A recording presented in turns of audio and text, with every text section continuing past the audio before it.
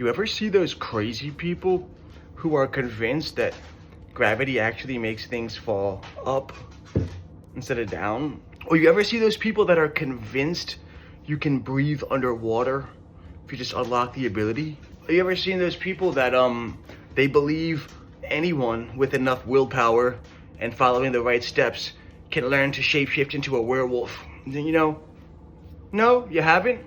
Well, that's because there's a general consensus that those things are basically not possible.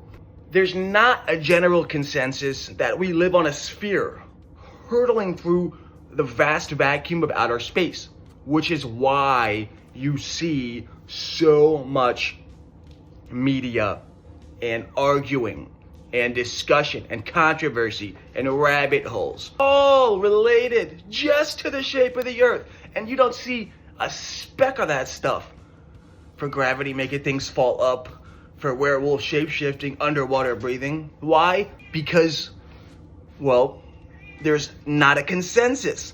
Now, in the early 1900s, and if you research newspaper clippings around this time, I promise you will see at least dozens of opinion pieces around the United States as the public education system was getting rolled out. And these opinion pieces are from people who can't believe they are teaching this cosmology of a sphere Earth. And they say, it's common sense that we live on a flat level plane. And coincidentally, around the same time, a satirical organization called the Flat Earth Society, or the International Flat Earth Society, was founded. And even in the early 1900s, they'd be traveling and doing appearances and PR mocking the idea, talking about falling off the edge, this and that. It's the same mockery that we see today, okay? So, this scheme is like a little over 100 years old now.